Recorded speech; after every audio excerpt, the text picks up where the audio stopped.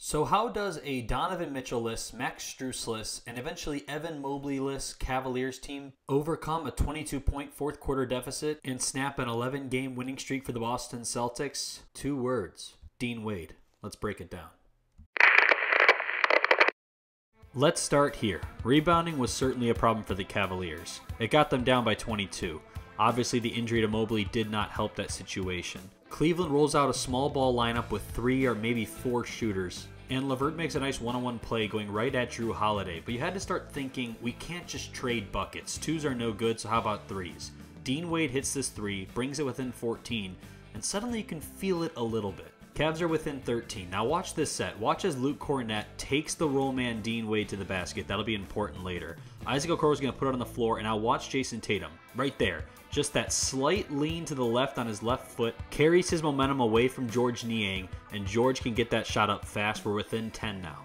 So I mentioned watch Luke Kornet, and on this possession, it's not Jrue Holiday that's guarding the ball, it's Jason Tatum. A bit of a miscommunication as Tatum couldn't fight over the screen, and that leaves Wade to go all the way to the basket as Kornet tried to take Niang. Now the Cavaliers within 9. Look at this. This is how you run a fast break. You fill the lanes, you go towards the basket, and look at all of Boston's defense. Flushed into the paint, leaving Dean Wade wide open. He connects on the triple. And suddenly, Cavs within 6. The Rock is fired up, and so is Travis Kelce on the sideline. Okay, the Cavaliers also had to get some stops. Look at this. So Jason Tatum tries to set the off-ball screen, freeing up Derek White, but he doesn't run wide enough, and Garland, who goes under the screen, has the foot speed to get back over to him. So then Tatum sets another screen, this one on ball for Derek White, and Garland does a good job of getting his hands in the air, and look how he lands here.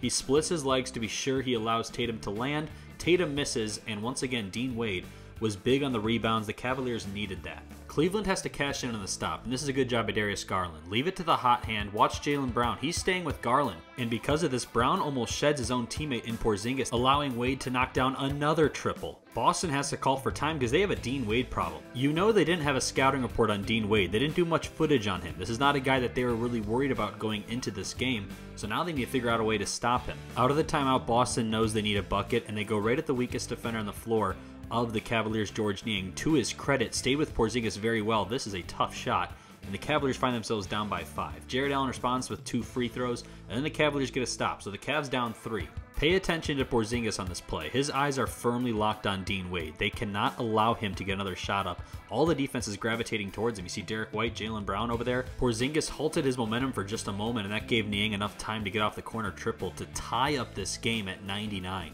Cleveland would then get another stop, and that sets us up on a baseline out of bounds. Tie ball game, 2:49 to go. LeVert the inbounder. They're trying to get Darius Garland in this corner here. Derek White shuts his water off nicely. So Garland has to work off the screen from Allen. And look at Darius. He brings in the defense, gets up in the air, and he has to give it to Jarrett Allen, who usually will hit that right hook at this moment. But you see Jaylen Brown, right? Jaylen Brown sees the ball on the floor. And look at, he looks over his right shoulder. Where the hell is Dean Wade? There he is, wide open on the right wing. Jarrett Allen saves the possession, and Dean Wade gets 3 points out of it, giving the Cavaliers a lead. Boston is the best team in the NBA, though, for a reason. Porzingis goes to set the screen, Derek White goes the other way, and Porzingis pops out. But look at Jarrett Allen, recovers, and LeVert slides over. This makes Porzingis terminate his dribble. So he's looking, LeVert trying to get back into position. He over-cheats it a bit, and so Jrue Holiday goes back door. Nice find by Porzingis. It's back to 2.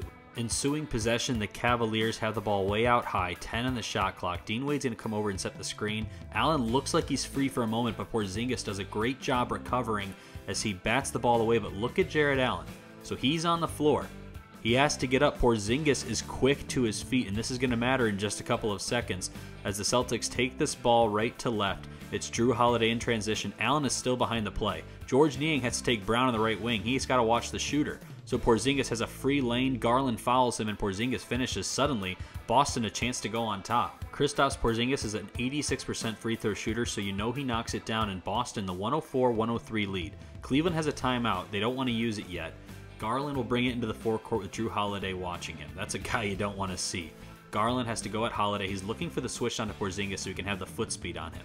Garland fakes a 3 over to the corner to LeVert, and then back to Garland. Darius gets down the middle of the paint, and watch Jrue Holiday. Holiday thinks this pass is going to the left wing. He cheats out, and look at Dean Wade right down the middle. A two-hand punch, and the Cavaliers lead 105-104. They are a stop away from a ridiculous comeback. They're on a 34-11 run, since being down 93-71. So 12 seconds left. Jayson Tatum is seeking out his matchup. He wants the shorter Darius Garland. Allen's going to try to fight over it, but he can't. So Tatum goes towards the middle. Jarrett does a good job of shutting that off, making Tatum step back and spin away. With 2 seconds left, Allen fights over, gets another hand up with Darius. You think the game is over. It was so loud you couldn't hear the whistle. JB had a challenge left. He would challenge it. You'll see Garland touch Tatum right there on the chest, but from another angle right there. Jayson Tatum kicks Garland, and everything else is ruled incidental contact. Darius, who struggled with turnovers down the stretch, I thought he did a terrific job staying with Tatum the very best that he could. And so the officials overturn the call. This leads to a jump ball. The clock will start as soon as it is tipped. Only 0.7 left, and Boston never had a shot. Zach Zarbaugh calls for the game. This was a good call. They allowed a lot of contact all game. It would have been a shame to end it on a ticky-tack foul like that. Cleveland pulls off a miraculous comeback, and Dean Wade earned a nickname from Shaq. And he now has a nickname from Shaquille O'Neal. Venom. Shaq gave the nickname Flash to the other D Wade, and now why are you calling him Venom? Because he just went crazy.